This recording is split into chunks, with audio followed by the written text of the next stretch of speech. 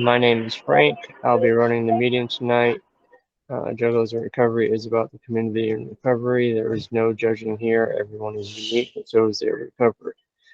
Topic will be rolled on the gym list. Please feel free to talk about our experience, your experience. This meeting is about an hour long. For any newcomers, we appreciate the strength and humility you bring to the meeting, and we are happy you are here. Now, let's roll. Before I begin rolling, the gym list is now published, ebook, paperback, and hardcover on Amazon and our website.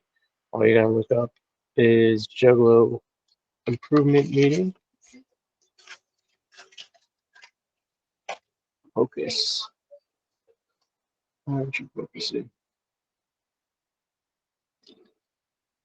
I don't like to focus on this. Anyways, just look it up. Go to the website. Find it.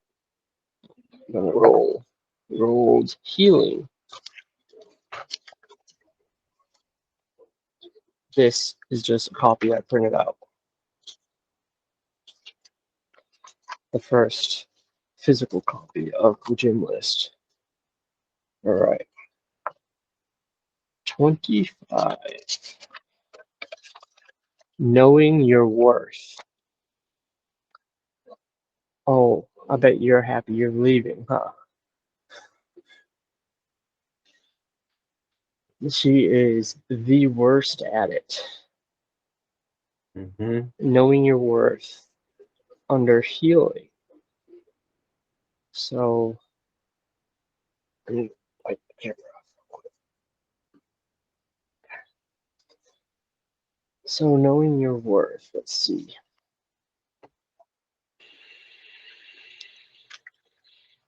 I would have to say it's probably one of the things I had a little bit of issue with too, especially in the beginning.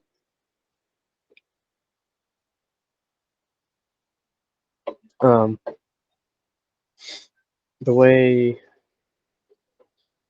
my brain was programmed growing up, and I say it that way so the blame doesn't get put on other people, because I'm an adult now and those people, everything happened in the past. So those people don't deserve for me to continue blaming them. It's my way of healing. So as I was growing up, I was taught and programmed, my brain was programmed in a way, even though it seemed normal to me at the time, that nothing I ever did was good enough. No matter what I did, I just wasn't the best at anything. I still am not. And one thing that I had to learn was, even though I'm not good, not the best at anything, doesn't mean I'm not good at it. Doesn't mean that there is something that I can bring to the table that wasn't at the table already. Doesn't mean that other people can't do it. It just means that I'm the one at the table that can bring it into the situation. And I've realized over a few years that a lot of the times um,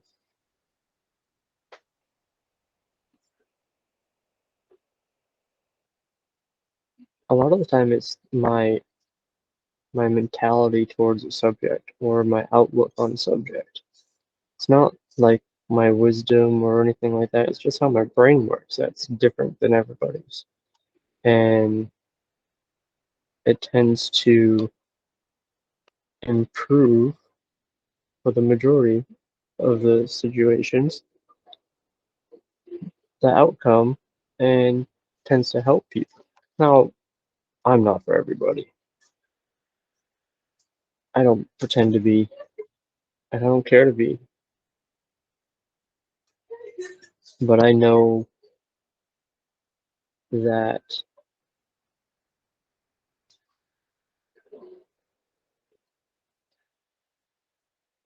some people are capable of appreciating my worth, but I had to discover what my worth was to begin with. So a lot of that was looking in the mirror and telling myself and being honest with myself what I'm good at doing and what I'm not good at doing, finding out what those boundaries were. Um, a lot of the times, um, I was living in a delusional space in my brain, and even though to me it was 100% real, the real world saw it right through it. And for me, that was extremely hard because it made me feel like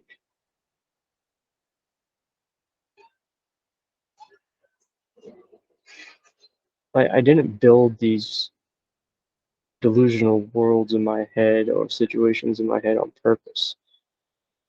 Like it was just something that I did because of how my brain was programmed. And once I started realizing that, I looked horrible when I looked in the mirror. I did not like who I was. I did not like how I thought people were viewing me. And that was a very, very hard pill to swallow. And that was one of the toughest things I had to deal with when it came to knowing what my worth was to myself, to the world, to people who know me and don't know me. My worth. There's a story. Let me see if I can find it real quick.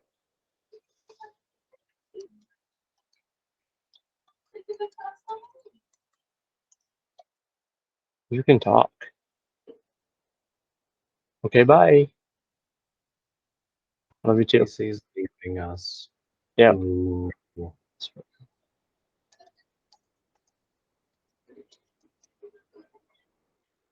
Story of value. I wonder if this is it. A father said to his daughter, graduated with honors, here is a car I acquired many years ago. It is several years old, but before I give it to you, take it to a used car lot downtown and tell them I want to sell it and see how much they offer you. The daughter went to the used car lot, returned returned to her father and said they offered me $1,000 because it looks very worn out. The father said, take it to the pawn shop. The daughter went to the pawn shop, returned it to her father, and said the pawn shop offered $100 because it's a very old car. The father asked his daughter to go to a car club and show them the car.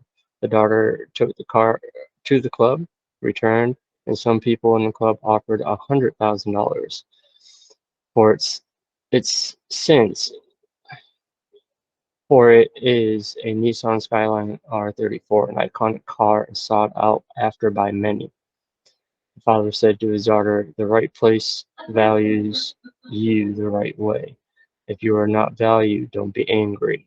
And it means you are in the wrong place. And that spoke huge to me, not just on how other people see you and what type of people I want to be around, but it also depends on what type of mindset that you're in and how you value yourself. Hello, D. I'm probably not going to be able to join most of the Monday meetings because that's when I'm coming into work and I'm about to go into a That's staff fine. meeting. That's fine. And Chris, I'll As of probably get right, with you Thursday to help me run through the Google Meets for Friday. It's pretty straightforward for real. The the biggest the thing only is thing. Go ahead. The biggest pain in the ass is setting up the OBS just so we can do Yeah, the stream. that's what I was gonna get your help with. Yeah, it took me a few tries to figure it out, but it should be relatively straightforward for you. I just figured I'd call you on my phone while I have my laptop up and help you and get you to walk Yeah, me through it. like the Google Meets part, super easy. The actual OBS part is slightly complicated, but I think it's good enough. Frank's computer just died, Yeah, I got the so notification. I'm feeling much so better. Just some, muscle relaxer and lidocaine patches, icy hot spray, and some rest. Much needed okay, recovery time. all right. Well, you had Wear me and tear on the worried. job from the job. Yeah, no, it's just I beat my body up at work hella bad, so it's just getting worse with age. I mean, that's everything, but you gotta keep staying in motion as much as you can.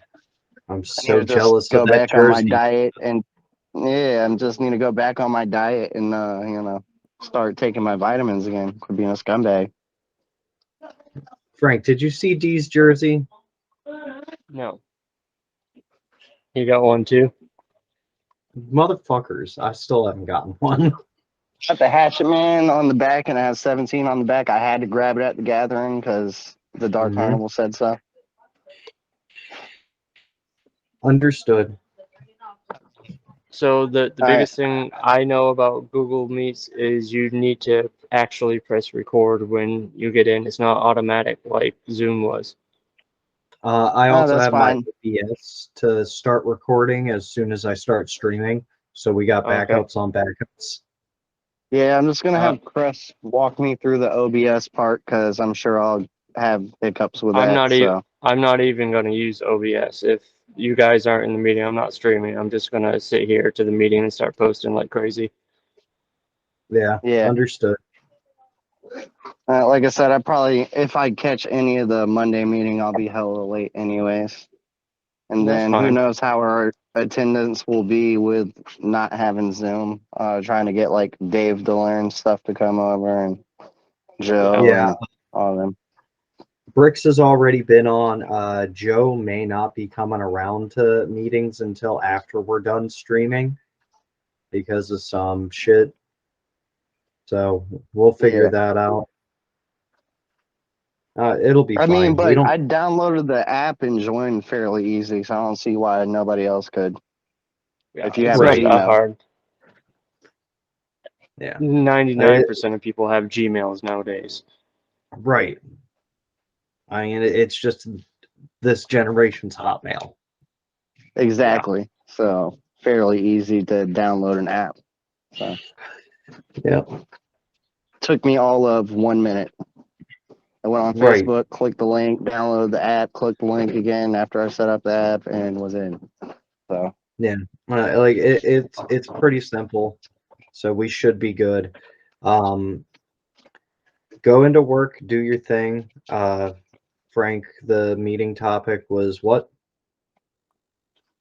Frank is frozen because secret location.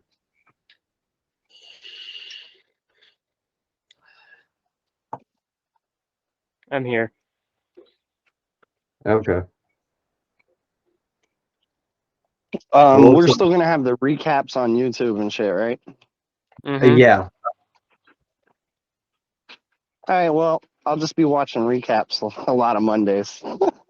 That's fine, man. You got your own responsibilities. We get it. Yeah, Yeah. I just wanted to hop on and I talk to didn't y'all. So realize that I didn't realize I put this meeting this early. Time zones and all that crap is difficult here. So I would prefer to change it, but I don't want to continue changing it. So it's just going to stay at 4 o'clock, yeah, your guys' time, and then go from there until I get home. well, Yeah. What would sounds be the good. ideal time for you? Me? No, for Frank. I mean, right about now would be a good time. So like 4:30 or 5 o'clock. I feel like that's probably a better time because 4 o'clock, most people aren't out of work yet. Yeah, 5 Okay. o'clock is I'm usually in the clear to jump on, like between All right. 5:30. So let me Yeah. That's do when that I then. was usually jumping in. So I'll Yeah. switch next week's till 5. Okay. Thanks for And then, holding that Friday meeting for me since I was not there. oh, That. dope. Did you see the How, YouTube video that I put up for it? No, I have to go back and watch it still. I had a weekend of lots of sleeping. how's your Yeah. back doing?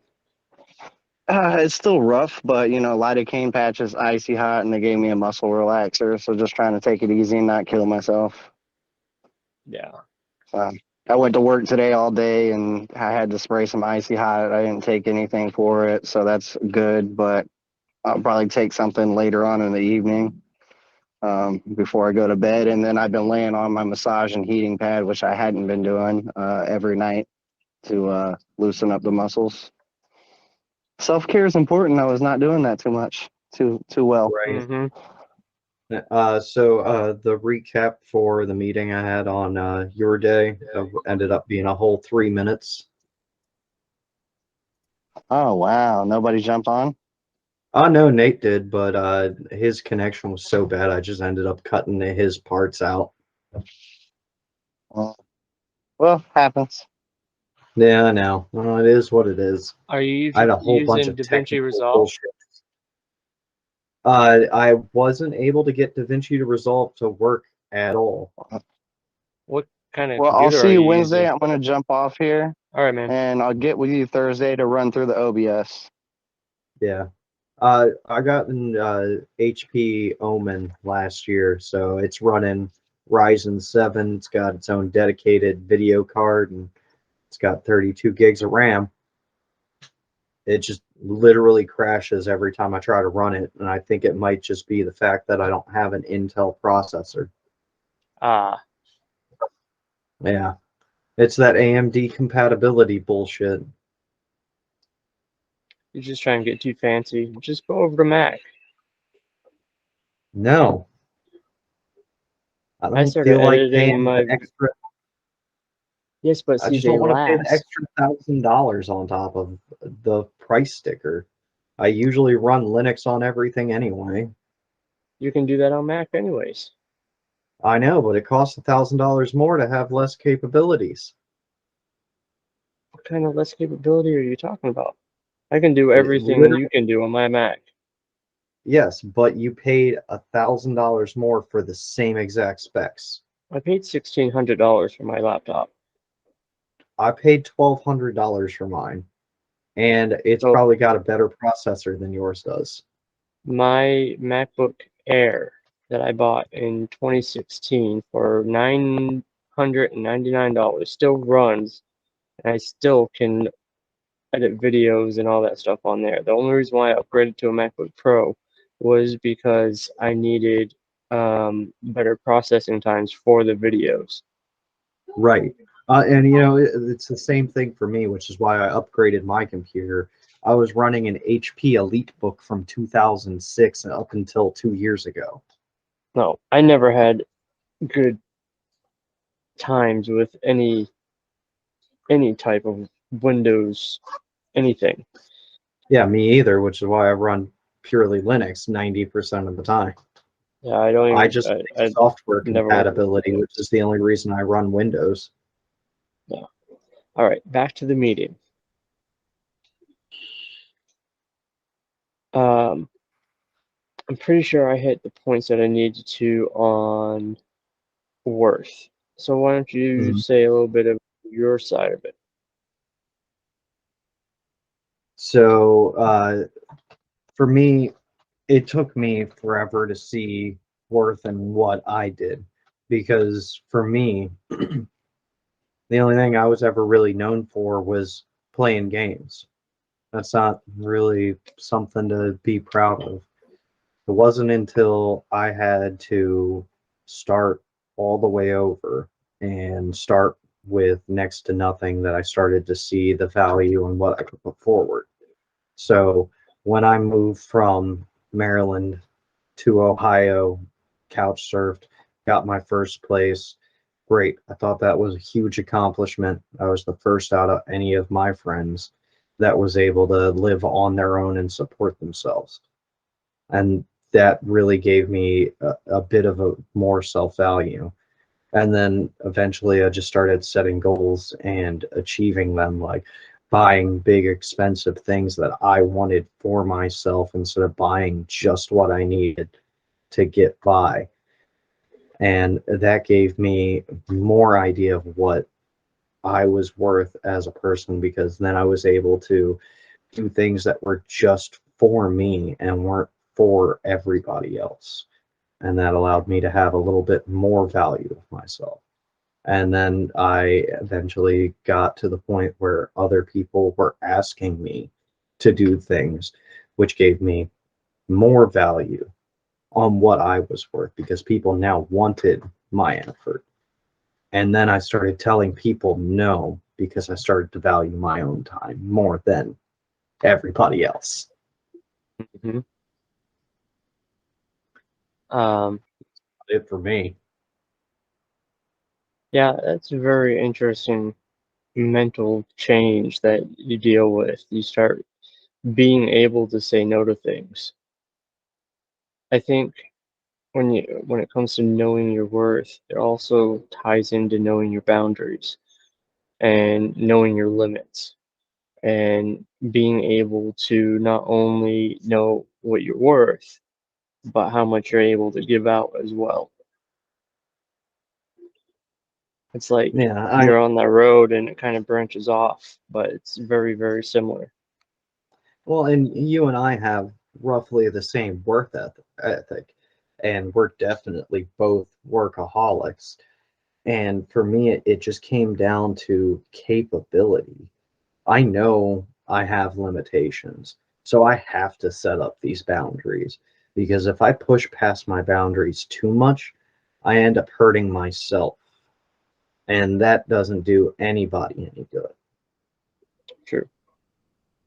I'm sure you've been in that exact same position, Mm-hmm. doing a lot of the same things that you and I both do. You know, you Yeah. push yourself, you can only push yourself so far. You know, we don't have this unending cup of energy or capability. Your body eventually gives up, and mine gives up pretty easily these days now that I'm old. Yeah. And I don't honestly, for me, I don't see it as that my age having an impact on it yet.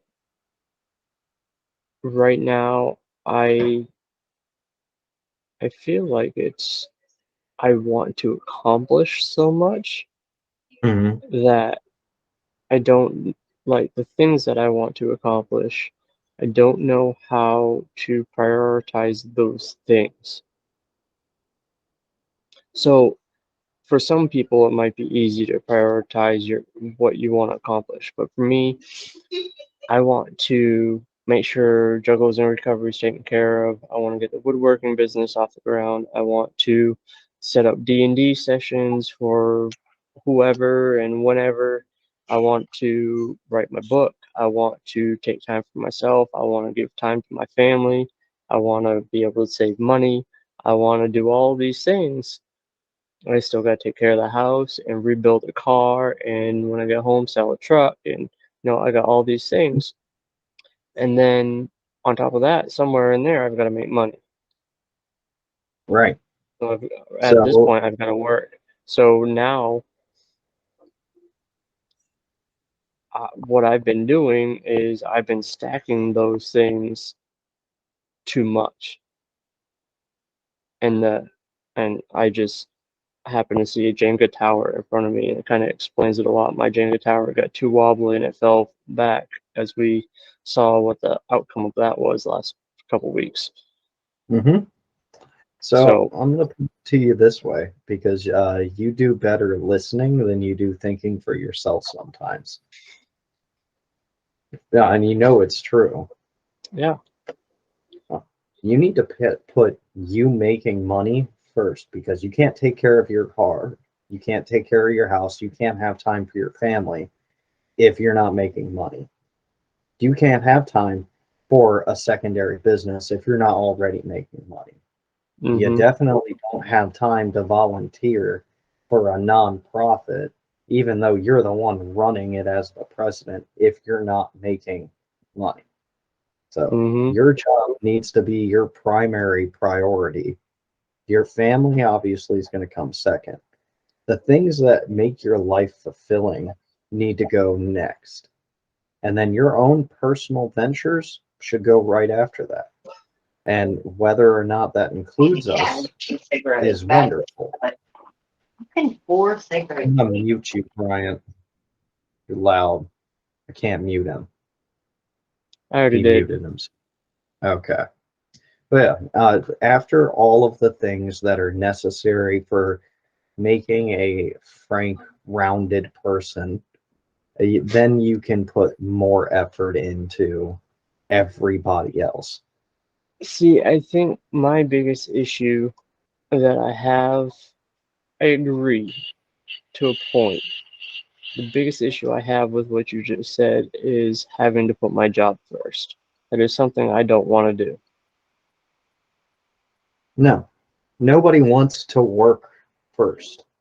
Believe me, I don't work. I don't want to work first. I made that my priority. But you have all of these things that you have to be responsible for. Mm-hmm. And when you take that compounding stress of financial responsibility and throw that in limbo, that adds so much stress to the rest of your life. And that makes Yeah, everything else 10 times harder. true. I think I was gonna go somewhere.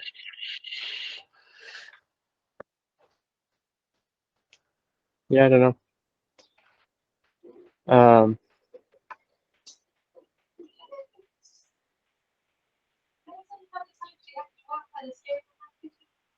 nope, my brain shut off.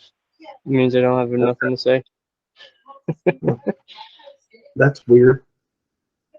I know, That's, it's weird. that's not you.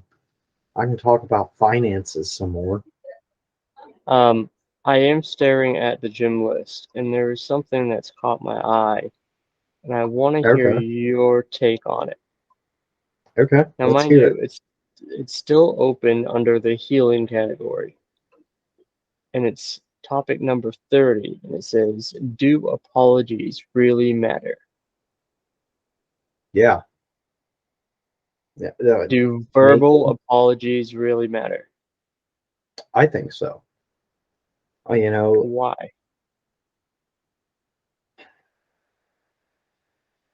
for when it comes to especially interpersonal relationships, people that are unavoidable in your life, people that you end up running into here and there, making those apologies, even if they don't mean that much to you, they also free your mind of any guilt associated with something that you may or may not have done. Even See, just make yourself open to that person by showing your vulnerable side makes yourself more human than the way that they may have originally viewed you.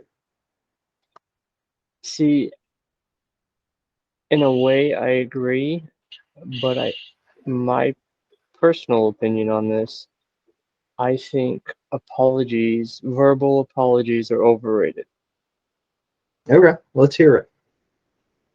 I think actions speak louder than words. There's many of people that I never physically, verbally apologize to, but they see how I've changed over the last 9 years, and they see all the good things that I've been doing, and I talk to them like they're actual human beings. And if the conversation does come up, I talk to them and explain to them what happened, give my actual explanation to them. In a way, yes, that could be seen as an apology, but it's literally just logically describing what happened and Right. why I was acting the way I was acting. What I, the way I see it is, you son of a bitch, you found a way.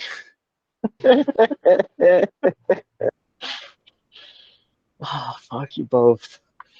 What was the meeting topic? I just heard about amends, basically. So, Since I missed the rest of it. so the actual meeting topic was knowing your worth, but I've been staring at this secondary That's a good topic. one. Knowing Yeah, your knowing worth. your worth. So I've been staring at this "Do apologies really matter?" topic on the gym list, and I just wanted to talk about it because I feel like I have an extremely different view on verbal apologies. Because I believe, for me, I've had better experience because I used to apologize when I was drinking all the time for everything that I did, and I never meant a goddamn word I said. So it came to the point to where my actions had to speak for me, and I was only capable of showing people that I had changed before they would actually believe that I would change. Go ahead, D. Thank you for putting your hand down.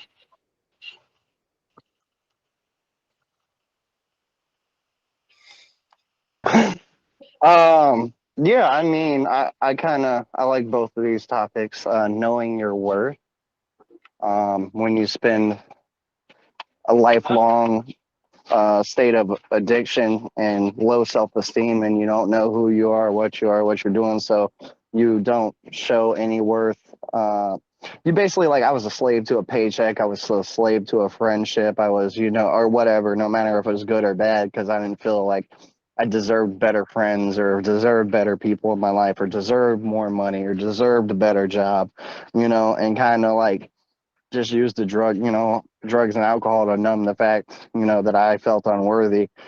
When in reality, I was worth more, but I would never get more when I was drinking and drugging. You know what I mean? Like nobody would give me that chance.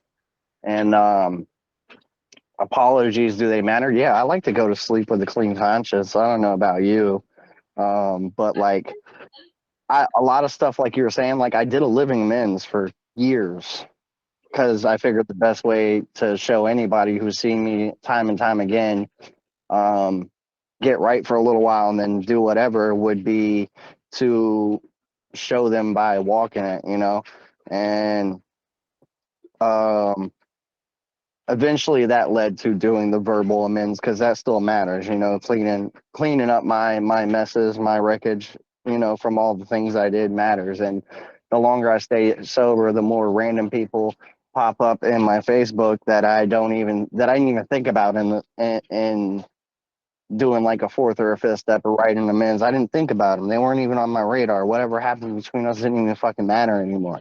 But they pop up, and I know I was that hurricane in everybody's life, and I'm like, I don't know if I hurt you at all or what I did or if I did, but it's very possible I could have, basically. So let me make an amends because I don't know, just because if there's any ill feelings left there, I would rather have that resolved.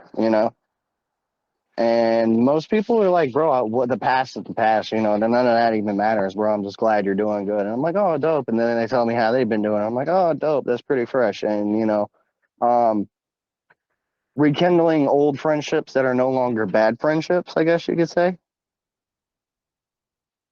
because we're both leading different ways of life. Not that we'll ever be those kind of friends again, because all the drugs and partying and all the shit we did in our past. So it'll probably never be like that, but at least we could talk if we need to talk. Or we know that door's open for each other, if it's needed.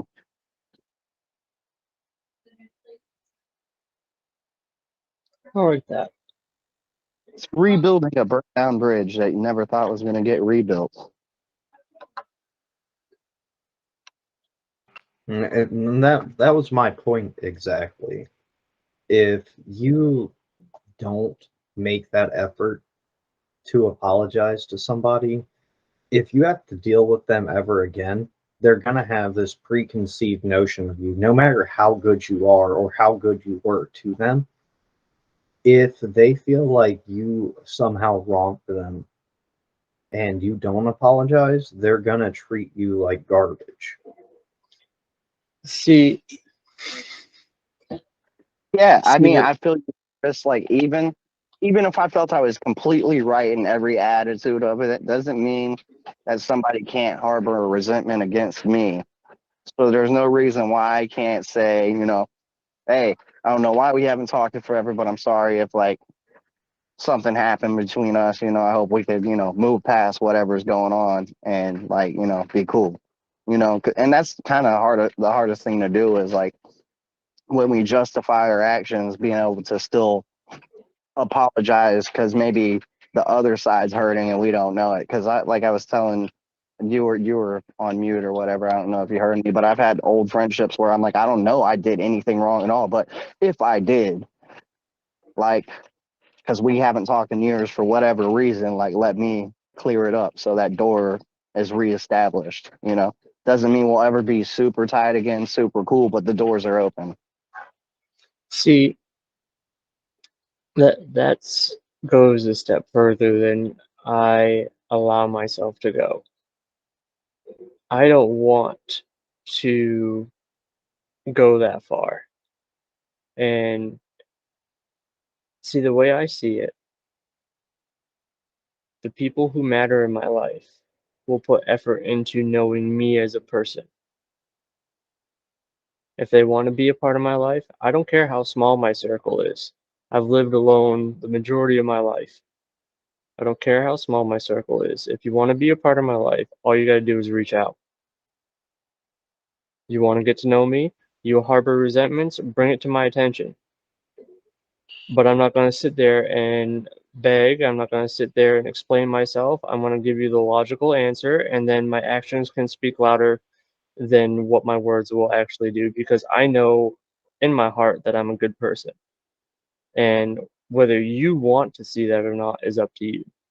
So I won't go out of my way to tell people, hey, if you have a problem with me, come find me, come talk to me, whatever, because I'll be honest, I don't care what's bothering you in your life. Unless you make it my problem, that has no effect on me.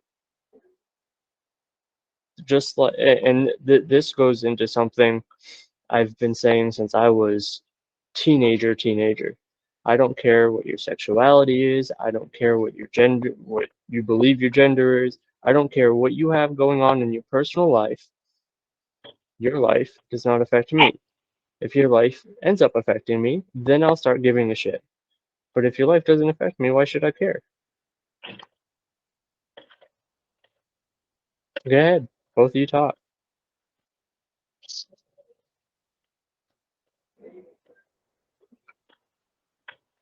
So I mean, when I was saying that, it's not that I looked out anybody. It's that they pop up in my feed. I'm not chasing nobody to be in my life either, but I'm willing to swallow my pride or my ego if not because they're ever gonna be inner circle again, but if they feel ill towards me for whatever reason, because I know I could be blunt, I can be abrasive, I can joke and play too much, whatever. You know what I mean? But I'll just be like, yo, haven't talked to you in a while. I don't know what's going on with you. And if we're chit chatting, everything's cool, then a formal amends doesn't need to be make a formal apology. But some things like old people I ran with and did shit with, you know what I mean? Like there is that bridge because we were both hurricanes and I don't know how I could have affected that person. I'm not talking about anybody in sobriety or since I've been sober because I usually am good about when I feel like shit, I know I'm in the wrong about that situation. That's when the amends is due. But, because I'll notice when I'm short with somebody or I'm irritated with somebody and I am kind of like a dick to them. And I'll go back and be like, hey, I'm sorry if I came off like a dick earlier. It's nothing to do with you. I had X, Y, and Z going on. And I'm sorry if you got caught in the crosswind. But like old people from my past life, those are the ones I make the amends to because you never know what they're holding on to. And if I Mhm. clean my street and make that apology, maybe they can let go of some of the baggage they're holding on to, and that will help them in their journey to healing and growth. It's not for me, it's for them, you know?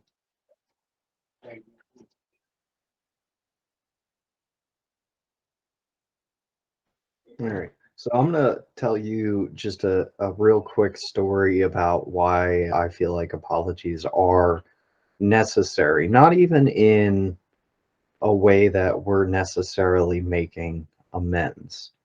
So shortly after I bought my house, I bought this guy another shittier house and let them rent it from me in a rent to own situation. In the end, I ended up having to evict him and his whole family. And while I may have been justified in that situation and had done nothing wrong, it hurt them in a way that while I was responsible, I was not the cause of the issue. I still apologized for that situation, which allowed us to still have a form of a relationship because these were people that I had to see on a regular basis. Even though that I wasn't necessarily responsible for the situation, I still apologized for it because it allowed me to continue to harbor no guilt and they felt justified in their own way and they were able to let go of their shit.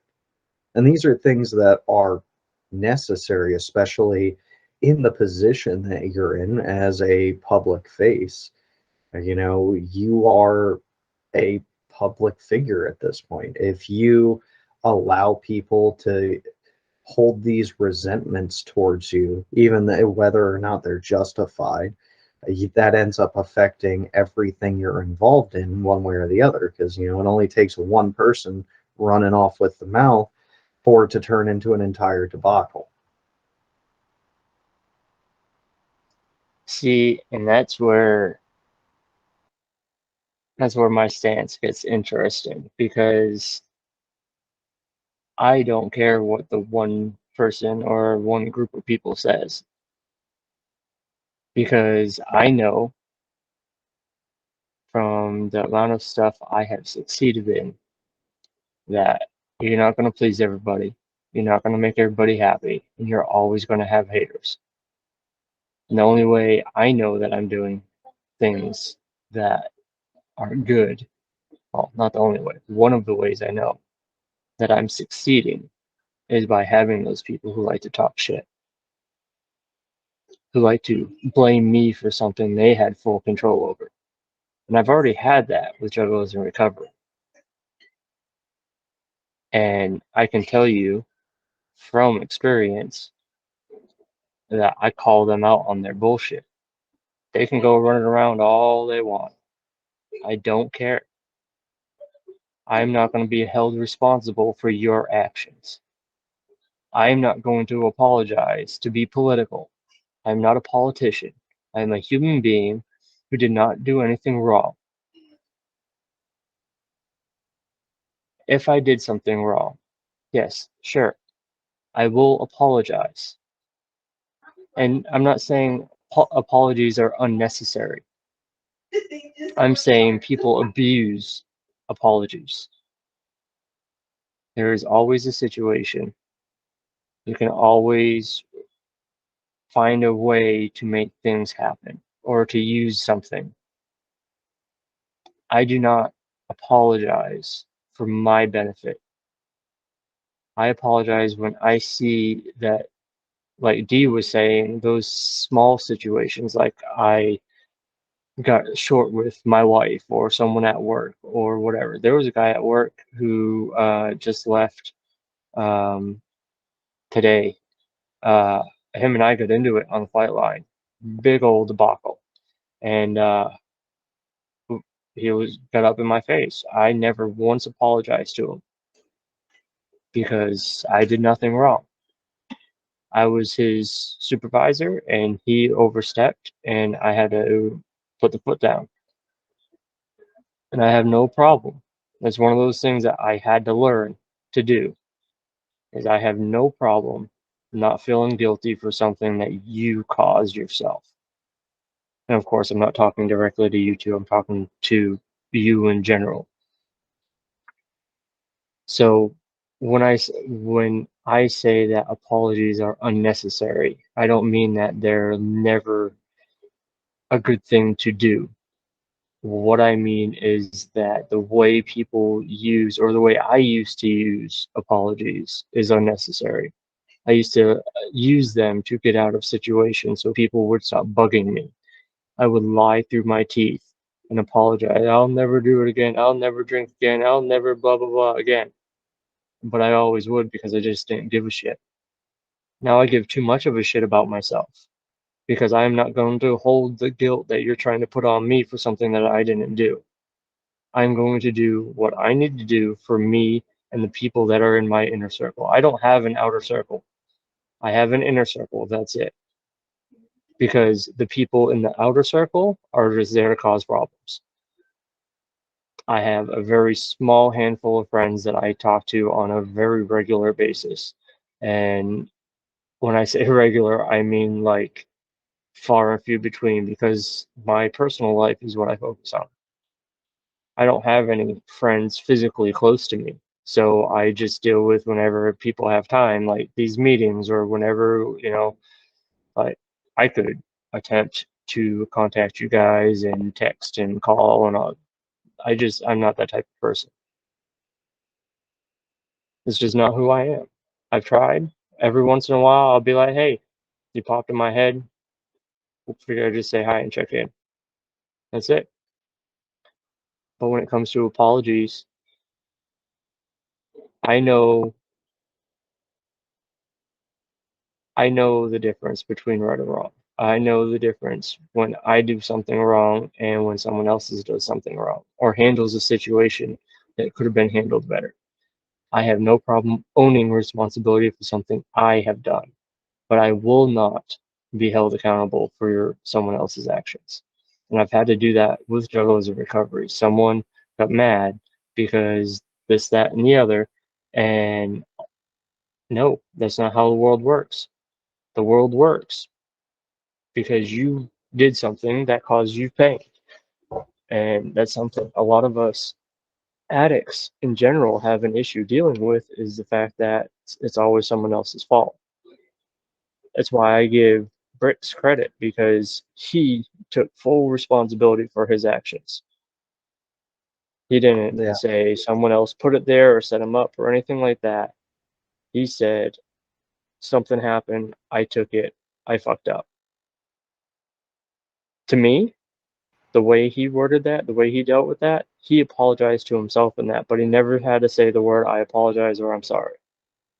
Because No, in I his agree. mind, so that's where I was getting at. It's not that I think apologies are unnecessary. I think they're overrated because people abuse the words I'm sorry and I apologize. Yeah, I can agree with you there because, like I was saying, like in everyday life now that I've been sober, I have, especially running a sober living, I have plenty of people that treat me like shit. Doesn't mean I owe them an apology. They want to be mad at me and not like me. Fuck them, not my problem. I have a job to do. But when I feel I'm in the wrong, because I can feel it, I know I was short there, or I was an asshole there, and they didn't deserve it Exactly. because they've always been nice to me. I'm going to clean my side. And usually they're like, no worries, I understand. You're probably just stressed out. I could tell. And I'm like, thanks for understanding. Cool. Yeah. But when I know I'm doing everything I can and somebody just like I'm going out of my way to try to help somebody too, or trying to like do my job and they just want to be disrespectful and be a shithead. And I'm like, I could like pack you up, discharge you, make your life live in hell. And here I am trying to be nice to you and you're going to treat me like shit. You don't get an apology and you go on my I will not fuck with you list. I don't want to talk to you. I don't want to see you. You're just one of Hmm. those people that nothing's good enough for you and you're miserable.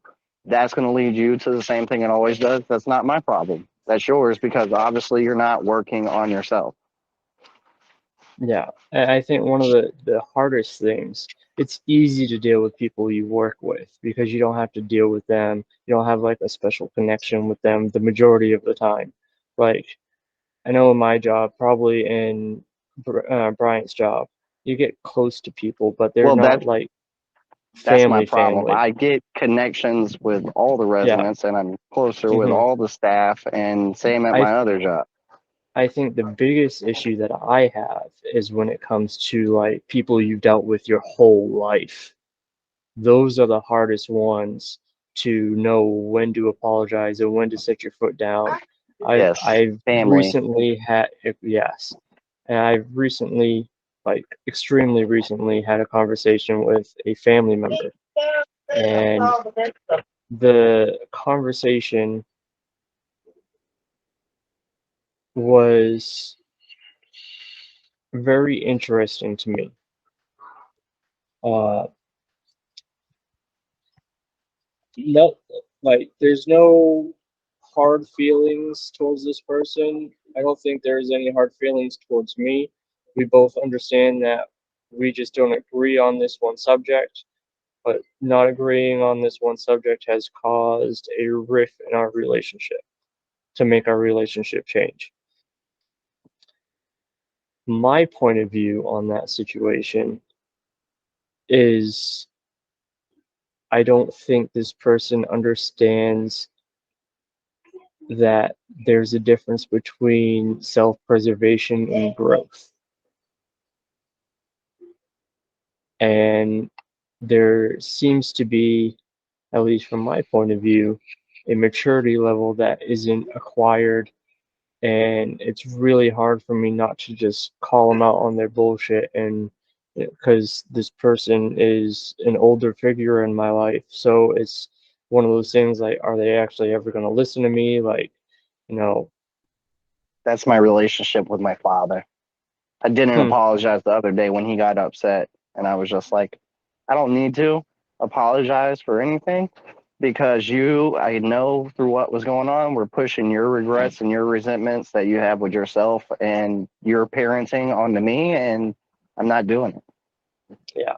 So, And and see, I guess this is why me and you kind of get along. Because I am the same with my friends. I don't really call. I don't really text. I'm a once in a blue moon guy. When I see you, hmm I see you. Um, and we can pick up right where we left off. But I'm gonna rarely check in. hmm Even if I've known 15 years, it's like once every 6 months. How you doing? I was thinking about you. And we dude, talk for an hour and we catch up on life, and then that's it. I Talk to you in another. know I've had the same best friend since the first grade, and him and I still talk, but it's like once, maybe every 8 months, and it's like cool. I mean, when I go home and I hang out with him, it's like we're fucking kids again. We're just older, grumpier, hurt more kids. Like, I mean, it's just how it is. But yeah, there's a lot of situations in the world where, in life, I don't know about the world counts, but there's a lot of situations in life where knowing what you're worth, knowing your value, your personal values, not your value, your values that you hold, your morals, um, and knowing your boundaries have a huge impact on the type of relationships you have. One thing I've learned over the last few years is I used to want to be popular. I used to want everyone to know me, me to know everybody. I used to want to be outgoing. I could give two flying fucks about being popular now. Like when I go to the gathering and so many different people know my face and I don't know them, like it blows my mind. And I'm like, I've got to decompress after the gathering because I am so overwhelmed. It's just not in my personality type. I like being alone. I like dealing with life in a very small group, and I've had to learn what my values were. I've had to learn where my boundaries were, and I've had to learn how to stand up for myself. I think that was one of the hardest things is standing up for myself. And and it's weird for me because I have two personalities. I have my at-home personality and then I have my work personality. And the at-home personality, I can, in a very general sense, stand up for myself, put my foot down, whatever. But at work, up until last deployment, I couldn't do that. I'd let people walk all over me and all that stuff, and it made that deployment harder because I didn't learn until like the last month I was there to just say, no, fuck you, this is the way we're doing it. And I don't like being that guy who's an asshole, but now I've learned to be comfortable with it because I know sometimes the world needs it. Right. And it's necessary to set your boundaries. And you know me, I'm quick to cut people off just because, if you don't hold value in my life and you go against my own value of myself or my values, I don't really need to have you around because you're not going to add anything to it. It is what it is. We have to be steadfast. Not everybody that's been in our life needs to continue to be. Yeah. It's amazing that all these things end up tying together. I'm sure I could roll another quick topic or whatever, and it would just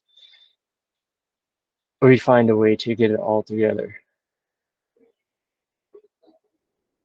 I don't know. This topic is. I think I'm so passionate about this topic because I hurt for so long because I didn't know how to do it.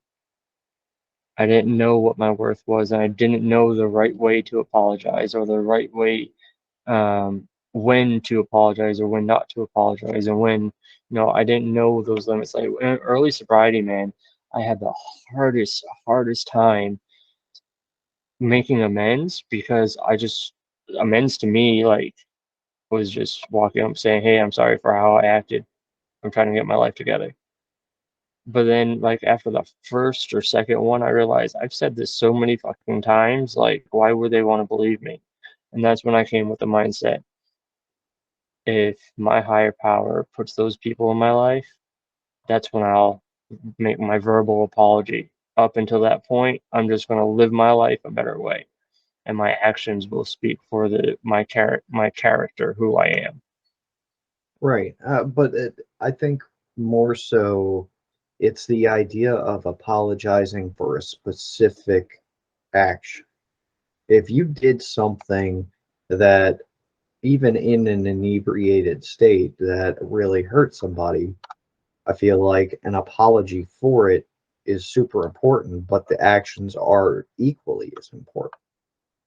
As So, you can live your life the best way that you can. You can live your life and be so much better than you ever were. But if you don't own up to your fuck ups, how is anybody else supposed to know that you really did do better instead of so just moving on from them? So in that aspect, the one caveat I would put into that statement would be if to make that verbal apology matched with those actions, only if you contacting that person is not going to hurt them more. Because you're not going to physically hurt them, but it could hurt them more mentally and emotionally. It could have a huge impact on that. Right. But isn't And that one that's of our it's one of our steps. It is step 9. It's to make sure you don't cause more drama. And step 9, step 8, one of those two. But it's one of those things where you have to know, like in early sobriety, it was very hard for me to understand that. And I just go around apologizing to people for no reason. Well, I had a reason, but it felt like no reason because I did it so much. And yeah, I hurt a lot of people and I caused a lot of pain, but my actions now, a lot of the people that I wanted to apologize to ended up not being a part of my more a part than just that one season that they were a part of.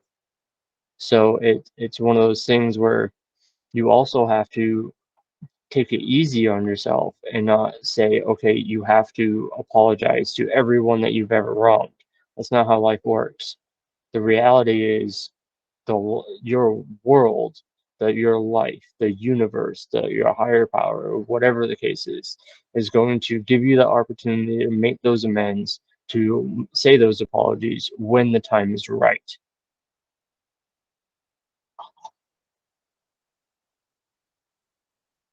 D, put that fucking hand down I and talk.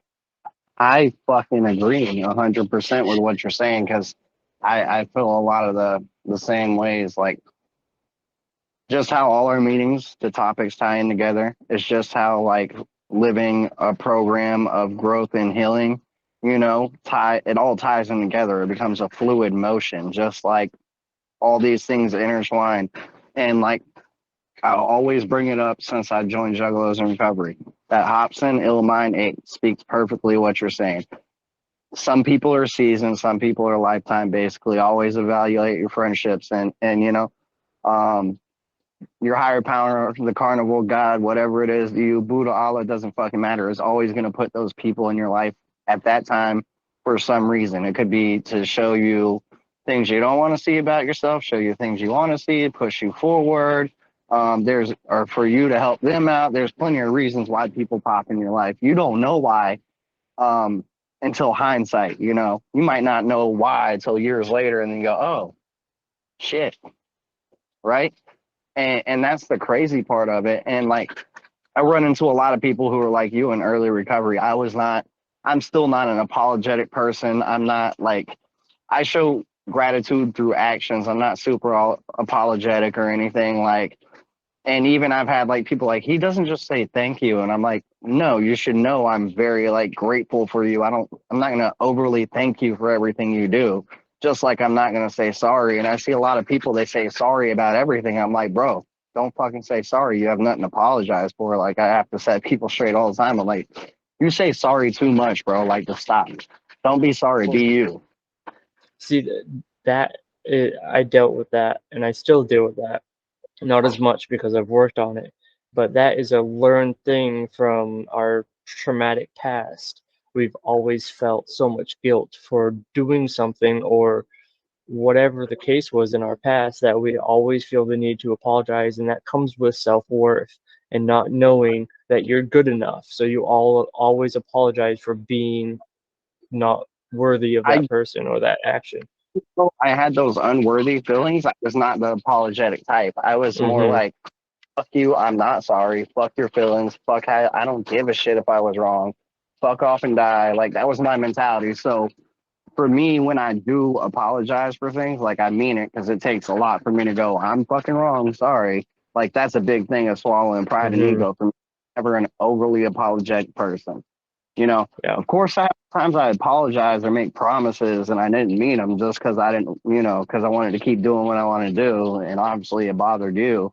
Um, but it's the same thing. Like me showing up, interacting with people or doing whatever I do work wise or even if I just meet up with you once a month and have a coffee with you, right? That's my gratitude for me being a part of life. So I'm not going to thank you for every little thing that goes on. Like, oh, thank you, thank you, thank you.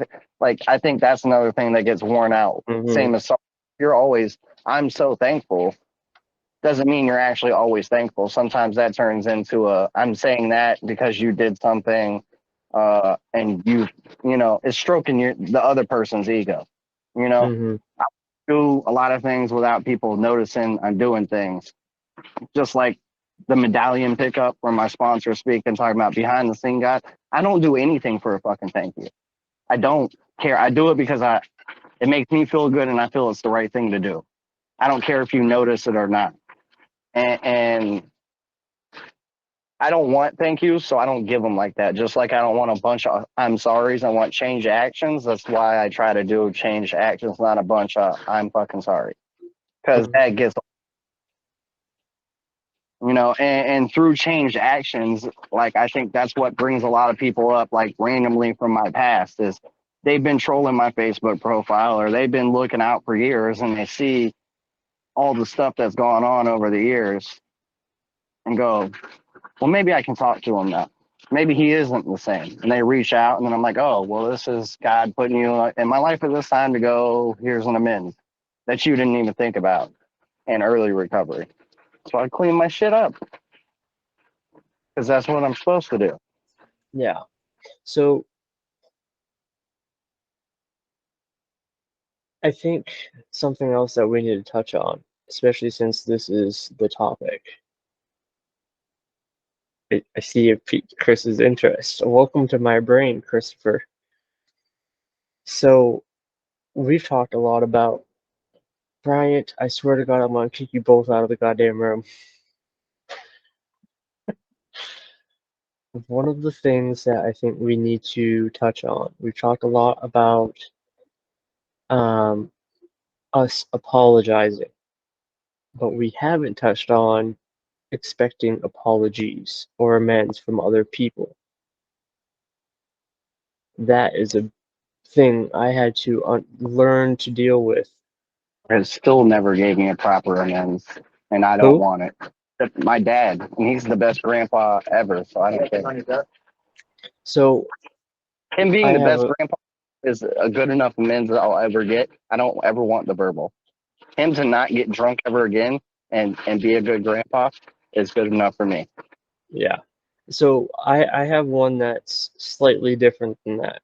So I don't know, Chris, you might know this. I don't know about if Dee does, but when I was 8, I was adopted by my mother's brother and his wife. And I've kind of sort of got an apology from my uncle, but I haven't talked to my now ex-aunt for a very long time. And I don't think, I know I'm never going to get an apology from her. And she's the one who caused the most pain in my life.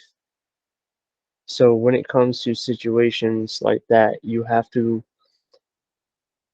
I want to say you have to. The way I had to do it was I had to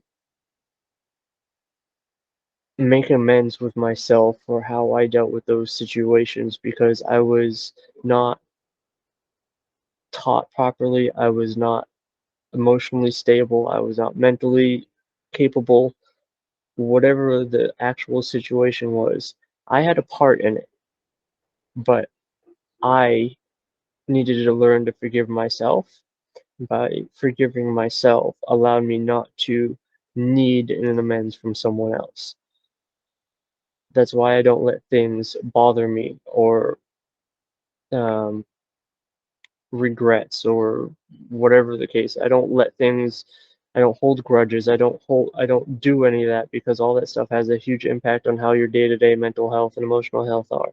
And it even can, if it's big enough, have an impact on your physical health as well. So people, especially people in early sobriety, they you should not expect other people to apologize or make an amends just because you're making an amends with other people. What you should do is learn to forgive yourself for whatever your side of the road is, whatever trash you put there, and then forgive yourself and move on with your life. Don't let other people's action or lack of action have an impact on your day-to-day emotional well-being. Go ahead, Brian. Well, I think that goes hand in hand too. Like you were talking about always being apologetic in early recovery. Like if you haven't forgiven yourself or you haven't learned to love yourself, how are you honestly making amends and forgiving somebody else or honestly able to fully love somebody else when you don't care about yourself anyways? Yeah, and that comes, I wholeheartedly agree, that comes with a lot with learning to love yourself and know your worth and all that stuff. And that's part of the process. There's so many things that help you learn how to deal with life and look at yourself in a better light and make yourself better in your eyes that you just have to go through the steps in the process and whatever works for you because if you don't, then you're never going to learn. Welcome I back, mean, Mr. Bricks. literally on my 4 step, my first thing was myself bold with like 10 exclamation points, and I had that written like 15 times on my 4th step. Because when I was looking at whole life in general, I am the creator of my own making. I played up my part and had the choice in everything I did. It was totally myself. And all those other people I could be mad at, but they were just caught in my hurricane. And I can't be mad at them for the choices I made. I mean, I can, but I shouldn't. So, like, the biggest part of the fourth or fifth step with me was and was myself, you know. And the best amends I can make myself is like staying sober and doing the best I can in my life, you know, knowing that I'm worthy and I deserve more than when I was out there and I didn't feel as worthy or deserved anybody or anything. Yep. How you doing, Mr. Bricks? Pretty good there. How you doing, brother? I'm all right. So, Good. what did you learn from that situation that you dealt with? That it wasn't worth it at all. It just it was a minor temptation that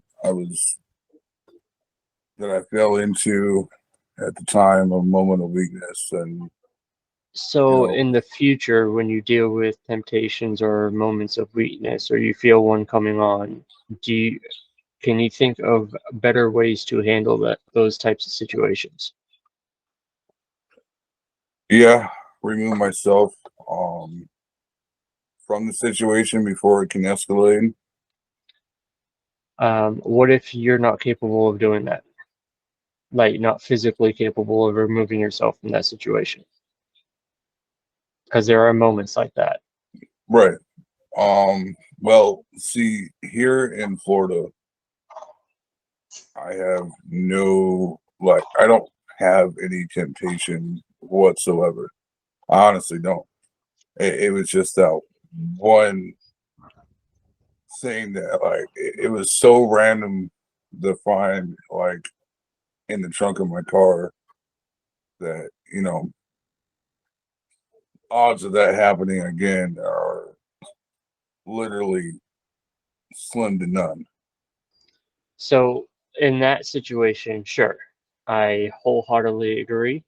But there is going to be times in your life, because none of us can tell the future, where there are going to be temptations. And the longer you go without your addiction, you will get random cravings. It just happens. Right. So what I'm what Oh, I've I noticed think, that. yes, what I think you one of the things that I had issues with in early sobriety is reaching out for help. So that situation you dealt with is a perfect example of one of those times where instead of reaching for that pill, you could have called someone, or you could have got on the group or whatever, emailed me or Brian or Chris or anybody, and be like, hey, I'm having a situation, and one of us more than likely would have called you back, because we know how important it is. That's what Juggalos in Recovery is about, is the community there to help you. There's Right. plenty of people out here that are willing to listen. So one of those things that I learned in early sobriety was a craving lasts for 7 seconds, average 7 seconds. Oh, well. And I've had cravings that last a little bit longer, some that only last a second, but average is 7 seconds. So you need to be able to get your mind off of a craving or whatever it is for 7 seconds to be able to move on and not let it have an impact to your sobriety.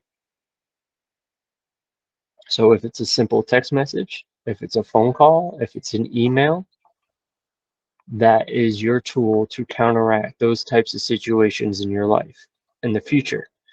So that's why I wanted to ask these questions, is because you got out of that situation something very important that a lot of people sometimes don't get for years in sobriety.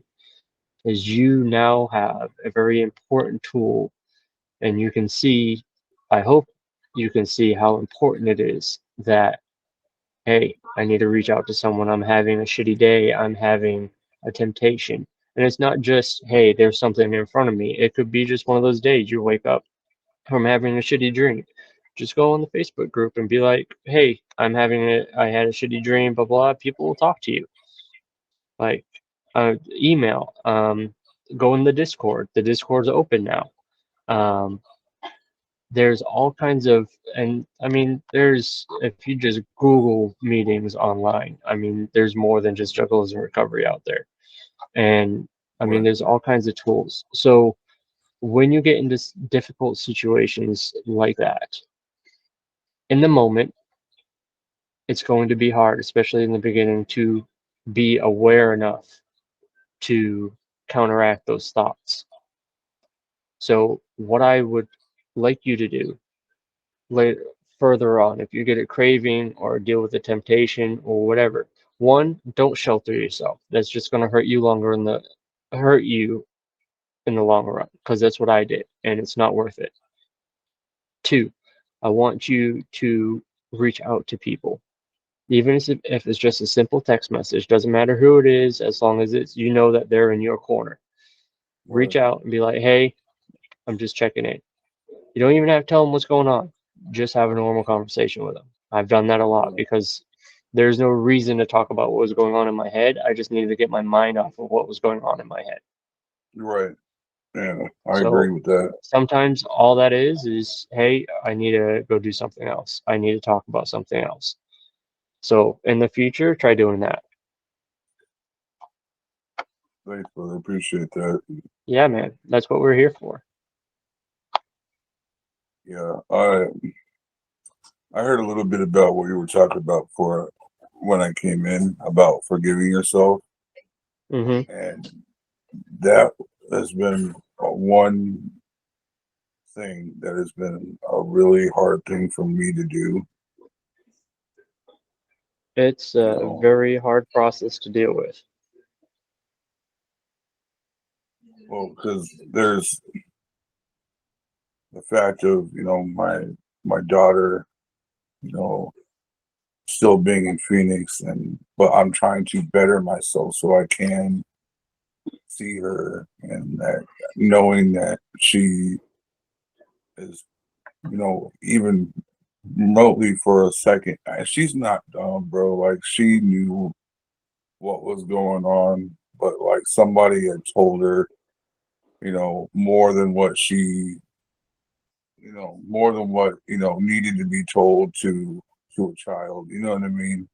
I Mm-hmm. mean, she's 13 now, and you know,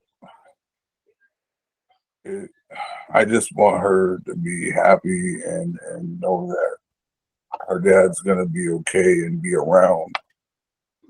You know, that would mean the world to me, knowing that she's not gonna, lose her dad. That, you know, So let me ask you this. I know your daughter is extremely important to you, and she's probably one of your highest reasons for getting clean and sober, correct? yes,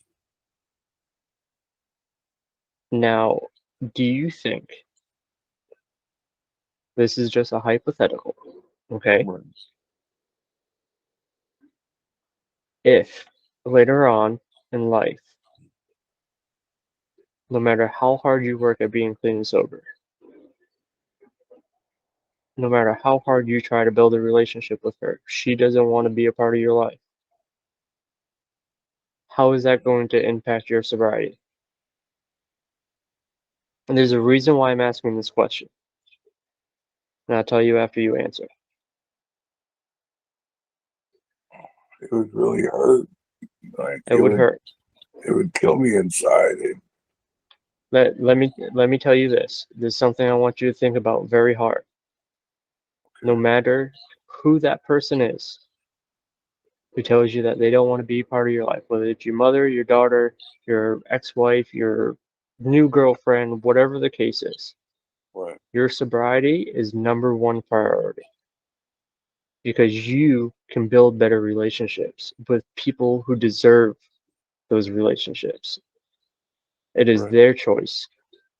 As long as you put the effort forward, you put a true effort forward, and you don't continue hurting them, and you show them that you've changed, you will have a better chance building that relationship. But not everyone is going to welcome you back with open arms. And that's the reality of life. Do not let that kill your spirits of being clean and sober. Because you might be able to impact someone else someday like I'm impacting you right now, or Chris has impacted you, or Brian's impacted you. Because there's many Honestly, people. all y'all have impacted me in a positive way, and I thank God that y'all have, There's been have done people in that. my life. There's been people in my life, Bricks, that want nothing to do with me no matter how good I'm doing in life. But I cannot allow them to affect my sobriety because they don't give a shit. People who I thought gave a shit and really put effort into my life. I haven't spoken to them in years. So keep that in mind. Do not allow people to affect your sobriety. Your sobriety is the only, you cannot stay clean if you don't do the work. Right. You've got to do the work. No one else. You have to take care of yourself. No one else is going to take care of you. Speaking of that, besides people inside of recovery, have you told anybody else about your fuck up? My Did girl. you tell your girl? Yeah. Okay, good. Now, So having people you care about in your life, even if they aren't inside of a sobriety network like we are, is important because they will also help hold you accountable in a way that only people on the outside can. Right. hmm. so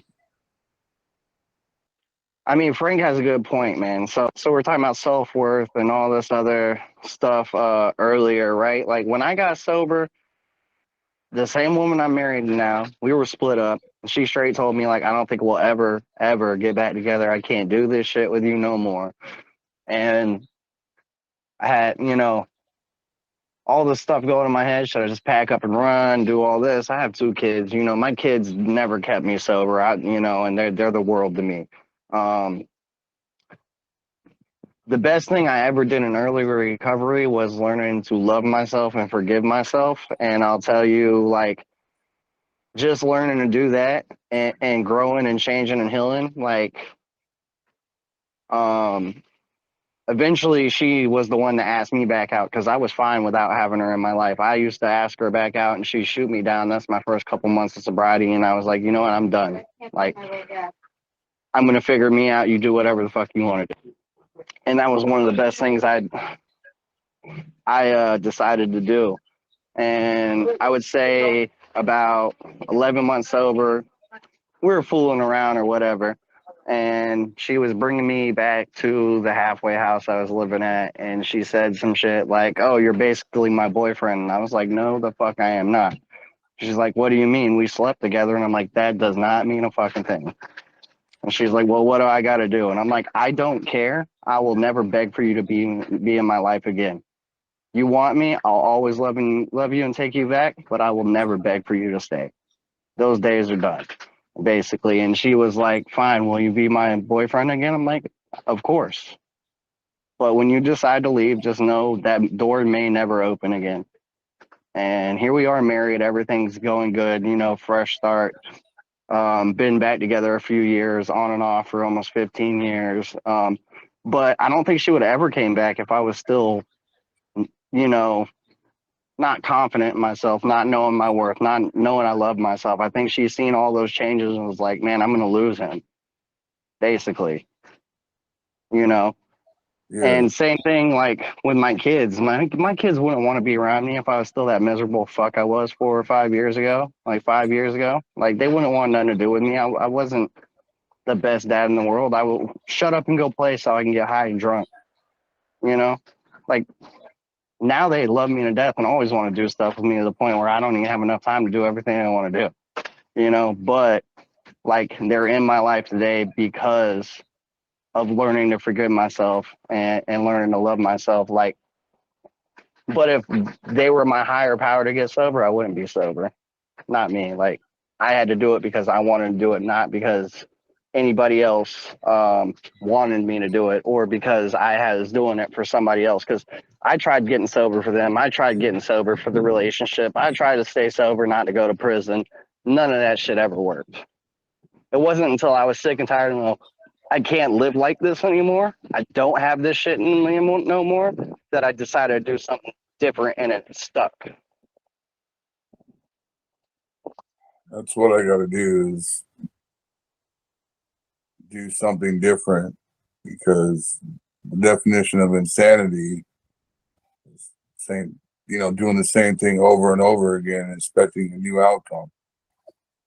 Well, you're Doesn't already work. in Florida doing something different, but what I'm trying to get at is you got to make sure you're doing it for you, not for anybody else. Because, like Frank was saying, you never know what's going to come up in your life.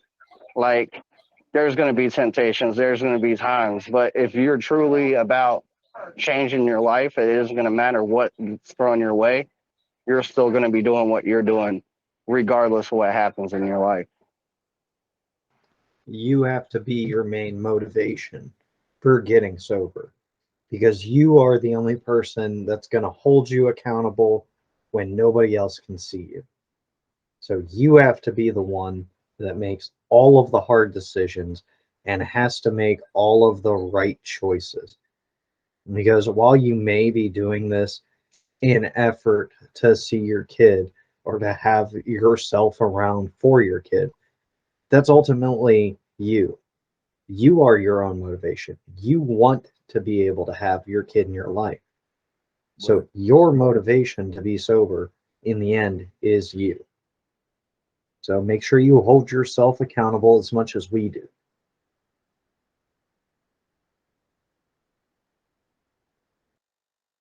It makes a lot of sense. It does. Y'all are right, and I can't keep running the insanity circle expecting something new and different to happen when I gotta break that cycle and want something better for myself because I do. I want something better for myself because I know people will notice it, and I know when they notice that I'm doing something positive, and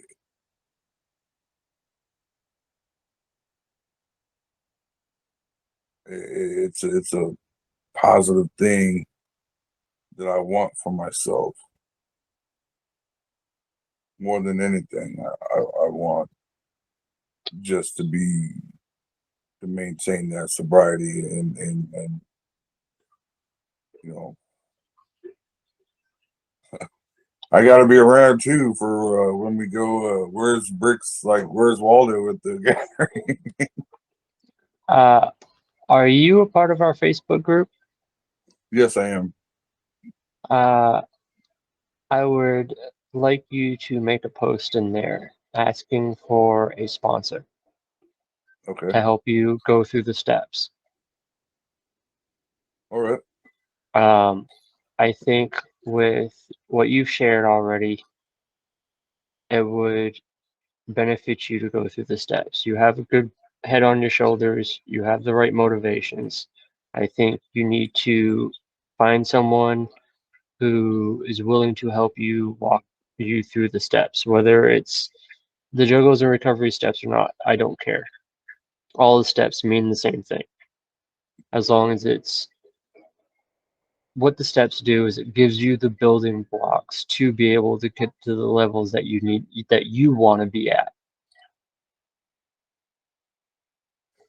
And if the steps don't work, then let me know and we will find another way to help you out. There's Well, also I plan on buying a copy of the 12 steps of the book that you have available online for you guys, and I want to make a donation too as well. So this thing keeps going. You know what I mean? can you send do me a favor and go whenever you get a chance, go on the Juggalos and Recovery website and Yeah. on the contact us page, Yeah. fill that out. That way, with your email address, that comes directly to my email, and I will Okay. send you a digital copy of the book. Oh, that'd be cool. No, Yeah. I still want to buy the actual book. Though, I mean, too, you can buy the book if you want, but I'd rather you have the information now than have to wait to purchase it. So I Right, can of send you course. a digital copy of the book, and then when when I get that email, I'll send you the digital copy. That way you can at least start. And that's just a general general knowledge types book. Right. The steps. Um, the steps will be able to help you go more in depth and start you on the right path and learn the right tools that you need to keep progressing in sobriety. So, and the faster you hit the road running, the better off you're going to be.